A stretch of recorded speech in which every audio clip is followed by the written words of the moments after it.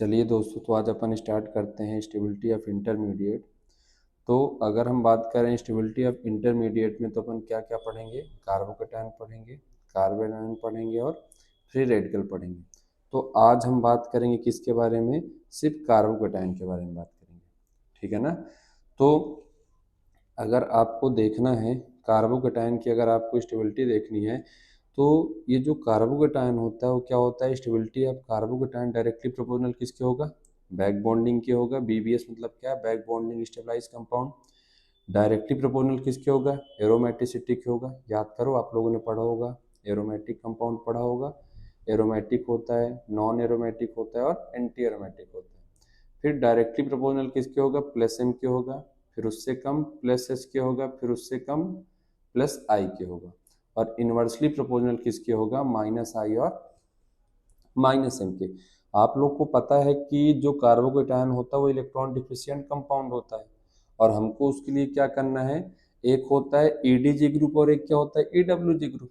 तो याद है आप लोग को कि ईडीजी मतलब क्या होता है? इलेक्ट्रॉन डोनेटिंग ग्रुप, और ईडब्ल्यूजी मतलब क्या होता है? Electron withdrawing group. तो जो कार्बोकेटायन होता है उसको कौन स्टेबलाइज करेगा?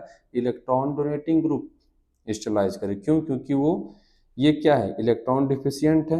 अब इस इलेक्ट्रॉन डिफिशियंट कंपाउंड को वही स्टेबलाइज कर सकता है जो दूसरों को इलेक्ट्रॉन देगा। अभी बताओ, इलेक्ट्रॉन डिफिशियंट है और हमको कैसे वाले ग्रुप चाहिए? इलेक्ट्रॉन खींचने वाले चाहिए कि इलेक्ट्रॉन देने वाले चाहिए? सीधी सी बात है, इलेक्ट्रॉन देने वाले चाहिए। जिससे क्या होगा? इस पॉजिटिव चार्ज पर क्या होगा? इस पॉजिटिव चार्ज की डेंसिटी क्या होगी? कम होगी, ठीक है ना।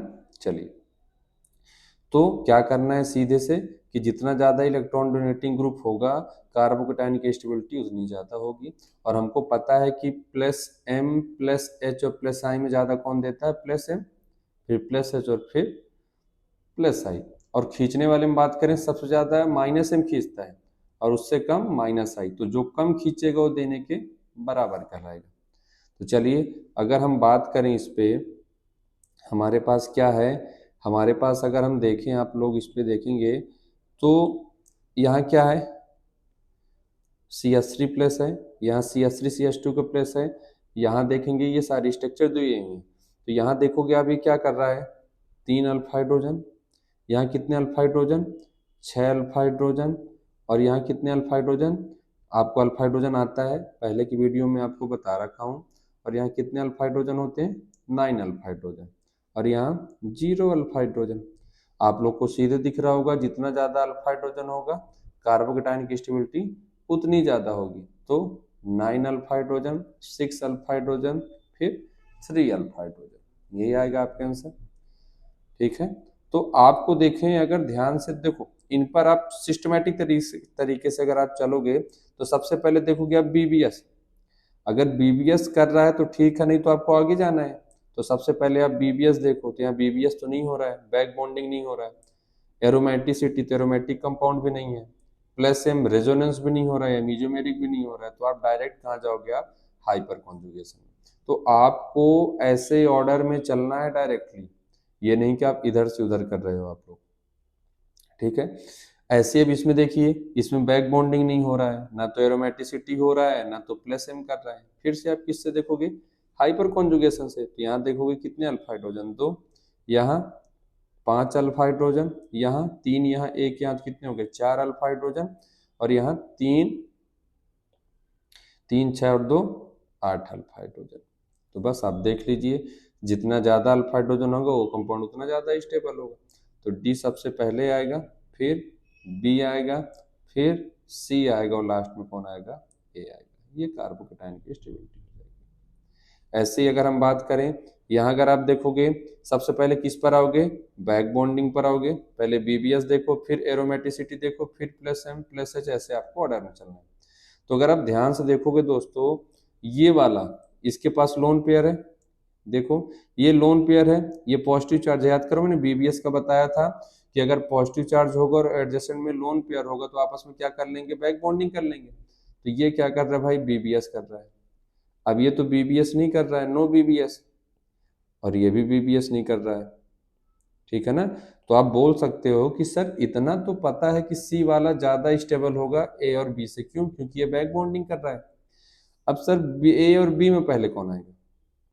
अब मुझे बताइए, बीबीएस नहीं कर रहा है, एरोमेटिसिटी नहीं है, प्लस एम नहीं है, तो आप किस पे आओगे? आप हाइपर कॉन्जुगेशन। तो यहाँ भी 4 अल्फा हाइड्रोजन हो रहा है और यहाँ भी 4 अल्फा हाइड्रोजन हो रहा है, ठीक है ना? 4 अल्फा हाइड्रोजन यहाँ, 4 अल्फा हाइड्रोजन यहाँ, तो इससे भी डिसाइड नहीं हुआ। अब क्या करिए आप लोग, अब इससे भी डिसाइड नहीं हो रहा, तब देखिए इसको, ये जो ग्रुप है, ये जो ग्रुप है, ये याद करो, अपन ने लिखा भी था कि ये ओ आर है। ओ आर मतलब क्या होता है? माइनस आई ग्रुप होता है। ओ आर मतलब माइनस आई ग्रुप होता है। तो ये जो माइनस आई लगा रहा है, ये इतना वाला पार्ट, ये माइनस आई लगा रहा है भाई, और ये वाला पार्ट भी क्या लगा रहा है? माइनस आई। अब मुझे बताइए, पॉजिटिव चार्ज तो यहाँ है, ये माइनस आई से, और एक पॉजिटिव चार्ज यहाँ है माइनस आई से। तो याद करिए, जो इंडक्टिव इफेक्ट होता है डिस्टेंस डिपेंडेंट होता है, दूरी घटाने बढ़ाने से इस पर इफेक्ट पड़ेगा। तो मुझे बताइए, माइनस आई से इलेक्ट्रॉन खींच रहा है, तो मुझे केटायन को इलेक्ट्रॉन देने वाला चाहिए, खींचने वाला चाहिए? तो आप बोलोगे सर देने वाला चाहिए। तो फिर जब देने वाला चाहिए भाई, तो ये जो केटायन है ये खींचने वाले के पास में है, ये केटायन खींचने वाले के दूर में है। तो जो दूर होगा खींचने वाले से, वो देने के बराबर कहलाएगा। ये पास में है तो इसको और ज्यादा डिस्टेबलाइज कर रहा है, और ज्यादा इलेक्ट्रॉन खींच रहा है। इसलिए अब इन दोनों में कौन आएगा? पहले पहले ए आएगा, फिर कौन आएगा? बी आएगा, ये आएगा आपका, ठीक है। फिर अगर हम बात करें इन पे, तो ये देखो पीछे से प्लस आई लगा रहा है, ये है ना, प्लस आई भी कर रहा है, प्लस एच भी कर रहा है, हाइपर कॉन्जुगेशन कर रहा है। अब देखो ये क्या कर रहा है, ये परसेंटेज एस करेक्टर लगा रहा है, 33.33% एस करेक्टर लगा रहा है, ये 50% एस करेक्टर लगा रहा है, और याद करो ये अपन ने एक ऑर्डर भी लिखा था 25 एस करेक्टर लगा रहा है। तो जिसका परसेंटेज एस करेक्टर क्या होगा? इंक्रीज होगा, उसका ईएन इंक्रीज होगा, और जिसका ईएन इंक्रीज होगा उसका माइनस आई इंक्रीज होगा। और माइनस आई इंक्रीज होना मतलब इलेक्ट्रॉन खींचेगा, और हमको खींचने वाला ग्रुप नहीं चाहिए, देने वाला चाहिए, इसलिए इसका ऑर्डर क्या आ जाएगा? ये आ जाएगा, ठीक है। फिर देखिए, यहाँ देखिए, ये पीएच आपको समझ में आ रहा है? पीएच कैसा है? पीएच मतलब क्या है? बेंजीन है, इस पर ऐसे ये चार्ज है, इस पर ऐसे पॉजिटिव चार्ज लगा है, तो देखो ये पूरे पे रेजोनेंस कर रहा है। यहाँ देखेंगे अगर ध्यान से आप, तो दो दो पीएच मतलब दो दो बेंजीन रिंग ऐसे बनाना है, और यहाँ कितने हैं? तीन तीन पीएच मतलब तीन तीन बेंजीन रिंग बनाना है। तो जब एक पीएच मतलब इधर रेजोनेंस हो रहा है, तो दो पीएच में और ज्यादा रेजोनेंस होगा, तीन पीएच में और ज्यादा रेजोनेंस होगा। तो जितना ज्यादा रेजोनेंस, कार्बोकैटायन क्या होगा? उतना ज्यादा स्टेबल होगा, ठीक है। फिर आइए यहाँ, अब देखिए क्या ये रेजोनेंस कर रहा है? अगर आप ध्यान से देखेंगे रेजोनेंस कर रहा है, रेजोनेंस कर रहा है, ये भी रेजोनेंस कर रहा है ना, और ये भी रेजोनेंस कर रहा है, सब रेजोनेंस कर रहे हैं। बट ये क्या कर रहा है? मोर, देखो यहाँ याद करो अपन ने रेजोनेटिंग स्ट्रक्चर बनाए थे, इसके 5 रेजोनेटिंग स्ट्रक्चर हो रहे हैं, मतलब ये मोर रेजोनेंस कर रहा है ना। ये उससे थोड़े कम रेजोनेंस कर रहा है ना, ये उसके कंपेयर में थोड़ा सा कम रेजोनेंस कर रहा है भाई, याद है ना। इसके देखो एक रेजोनेटिंग स्ट्रक्चर यहाँ बनेंगे, एक रेजोनेटिंग स्ट्रक्चर इसके, तो इसके टोटल 5 आरएस बन रहे हैं, इसके 3 आरएस बन रहे हैं, और इसके 2 आरएस बन रहे हैं, मतलब रेजोनेटिंग स्ट्रक्चर। तो जिसका जितना ज्यादा आरएस, वो कंपाउंड क्या होगा? उतना ज्यादा स्टेबल होगा, ठीक है। तो क्या हो जाएगा? ए, बी और सी, ये हो जाएगा। इधर देखिए, अब देखो इसमें बैक बॉन्डिंग तो हो ही नहीं रहा है। फिर एरोमेटिसिटी देखो, एरोमेटिसिटी में अगर आप ध्यान से देखोगे, कहीं भी आपको दिखे कंपाउंड बैक बॉन्डिंग नहीं हो, एरोमेटिसिटी पर आओ, एरोमेटिसिटी पर क्या हो रहा है? ये देखो कहीं भी sp3 आपको दिख जाए, कहीं भी आपको sp3 दिख जाए वो नॉन एरोमेटिक होगा, कहीं भी आपको sp3 दिख जाए वो नॉन एरोमेटिक होगा। और ये देखो क्या है? ये कंपाउंड एंटी एरोमेटिक है। आपने देखा होगा total number, cyclic, planar, conjugation, और इवन नंबर डबल बॉन्ड होगा तो anti aromatic, odd number double bond होगा तो एरोमेटिक, तो एंटी एरोमेटिक। तो सर इतना तो पता है हमको कि एरोमेटिक ज्यादा स्टेबल होता है, फिर नॉन एरोमेटिक, फिर एंटी एरोमेटिक, है ना। तो इसमें पहले कौन आएगा? इतना तो क्लियर हो गया सर कि जो सी होगा सबसे लास्ट में आएगा, ठीक है। अब ये भी नॉन एरोमेटिक है और ये भी नॉन एरोमेटिक है, बट नॉन एरोमेटिक के साथ देखो ये क्या कर रहा है? ये नॉन एरोमेटिक प्लस रेजोनेंस कर रहा है, और ये नॉन एरोमेटिक के साथ रेजोनेंस नहीं कर रहा है, नो रेजोनेंस। तो सीधी सी बात है, जो रेजोनेंस करेगा वो पहले आएगा। तो पहले कौन आ जाएगा, ए आ जाएगा, फिर बी आ जाएगा, और लास्ट में कौन आएगा, सी आ जाएगा। ठीक है, ये आपका हो जाएगा आंसर। फिर आगे देखिए, इसमें आइए। अब इसकी अगर बात करें हम, तो पहले देख low back bonding. Open structure में देख लो, एरोमेटिक तो देख ही नहीं सकते हो। तो अगर आप ध्यान से देखोगे आप, तो इसके पास लोन पेयर है और इसके पास एडजेसेंट पर वैकेंट ऑर्बिटल है, तो इसके वैकेंट में क्या कर लेगा, बीबीएस, है ना। और यहाँ लोन पेयर है, इसके वैकेंट में कोई नहीं है, तो नो बीबीएस, है ना। ये मत देखना कि सर यहाँ देखोगे तो 3 2 5 अल्फा हाइड्रोजन है, और यहाँ देखोगे 3 6 2 8 अल्फा हाइड्रोजन है। भैया अल्फा हाइड्रोजन बाद में आता है, पहले तो आप बैक बॉन्डिंग करोगे। पहले बैक बॉन्डिंग, ये ऑर्डर लिखा है ना अपने, पहले आप बैक बॉन्डिंग देखोगे, फिर एरोमेटिसिटी, फिर प्लस एम प्लस एस, आपको ऐसे चलना है सिस्टमेटिक तरीके से। ठीक है, तो ये बीबीएस कर रहे, बीबीएस नहीं कर रहे, तो यहीं से डिसाइड हो गया कि बी ज्यादा होगा किससे, ए से, है ना। आगे आइए। अब देखिए इस पे अगर आप ध्यान से देखोगे, ये भी रेजोनेंस कर रहा है, ये भी रेजोनेंस कर रहा है, ये भी रेजोनेंस कर रहा है, और ये भी रेजोनेंस कर रहा है। क्या रेजोनेंस से डिसाइड हुआ, नहीं हुआ। जब रेजोनेंस से डिसाइड हुआ, थोड़ा उसके नीचे आ जाओ आप, नीचे वाले ग्रुप को देखो क्या कर रहे हैं।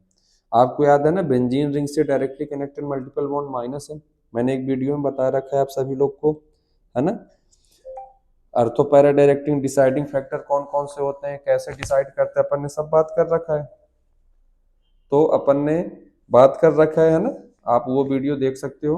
तो अगर हम बात करें इस पे, तो ये NO2 क्या करता है, माइनस एम करता है। ये क्या कर रहा है, CH3 है तो हाइपर कॉन्जुगेशन। साइनाइड क्या करता है, माइनस एम। सी एल्डिहाइड भी क्या करता है, माइनस एम। आप लोग को पता है बेंजीन रिंग से directly connected multiple bond minus M, benzene ring से directly connected lone pair donor plus M होता है। अब मुझे बताइए, कार्बोकेटायन को इलेक्ट्रॉन देने वाले चाहिए, है ना। तो इतना तो क्लियर है सर, जो 3 है, ए सी और डी इलेक्ट्रॉन खींच रहे हैं, तो इतना तो क्लियर है कि बी वाला सबसे पहले आएगा कि इनके कंपेयर में, इन सब के कंपेयर में। क्यों, क्योंकि वो प्लस एस इलेक्ट्रॉन दे रहा है। अब मुझे बताइए, ए भी इलेक्ट्रॉन खींच रहा है, सी भी खींच रहा है, और डी भी खींच रहा है, तो तीनों माइनस एम कर रहे हैं।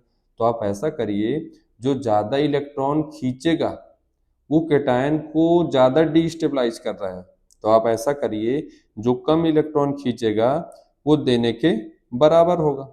तो अब देखो, याद करो, मैंने ऑर्डर बताया था NO2 साइनाइड और एल्डिहाइड में, जो माइनस आई का ऑर्डर होता है वही माइनस एम का ऑर्डर होता है। तो याद करो, मैंने माइनस आई का ऑर्डर बताया था, NO2 आता है, फिर साइनाइड आता है, फिर एल्डिहाइड आता है। अब ये भी क्या होता है, ये माइनस आई का ऑर्डर, और यही ऑर्डर आपका माइनस आर या माइनस एम का चलेगा।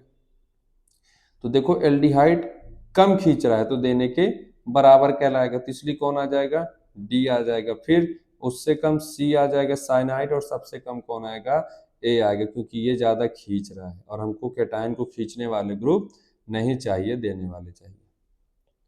फिर इधर आइए, इधर देखिए। अब इसमें क्या करना है आपको, इसके रिस्पेक्ट में देखोगे प्लस एच कर रहा है, ये भी प्लस एच कर रहा है, ये भी प्लस एच कर रहा है, और यहाँ कोई अल्फा हाइड्रोजन नहीं है भैया, देखो इंडक्टिव कर रहा है ये। यहाँ देखोगे, यहाँ देखो ध्यान से, आपको इन पर देखना है, यहाँ डायरेक्टली 3 अल्फा, यहाँ 2, यहाँ 1, और यहाँ 0। तो यहाँ अगर आप देखोगे, यहाँ 3 अल्फा हाइड्रोजन, यहाँ 2 अल्फा हाइड्रोजन, यहाँ 1 अल्फा हाइड्रोजन, और यहाँ 0 अल्फा हाइड्रोजन, तो इंडक्टिव करेगा। अब जो इंडक्टिव करेगा, अब सीधी सी बात है, रेजोनेंस फिर हाइपर फिर इंडक्टिव। तो इतना तो क्लियर है सर कि जो डी वाला है वो सबसे लास्ट में आएगा। क्यों, क्योंकि वो इंडक्टिव से इलेक्ट्रॉन दे रहा है, बाकी सब हाइपर कॉन्जुगेशन से। तो हाइपर कॉन्जुगेशन ज्यादा इलेक्ट्रॉन देता है इंडक्टिव के कंपेयर में, ऑर्डर हमने देखा है।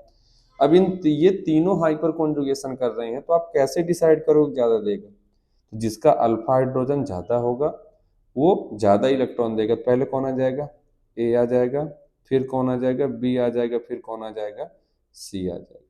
तो आपका ये ऑर्डर आ जाएगा। ठीक है, अब ऐसे देखो, याद करो, अपन ने बात किया था कि सर इसके रिस्पेक्ट में ये क्या है, मेटा पोजीशन है। ये क्या है, सारे के सारे मेटा पोजीशन है भैया, है ना। ये सारे के सारे ग्रुप जो हैं मेटा पोजीशन में है, और मेटा पोजीशन पे याद करो, हमने बोला था ओनली इंडक्टिव लगाना है। क्या लगाओगे आप, ओनली इंडक्टिव लगाओगे। मेटा पोजीशन पर रेजोनेंस कभी हुआ ही नहीं है, तो आप रेजोनेंस नहीं लगा सकते और ना ही हाइपर कॉन्जुगेशन लगा सकते।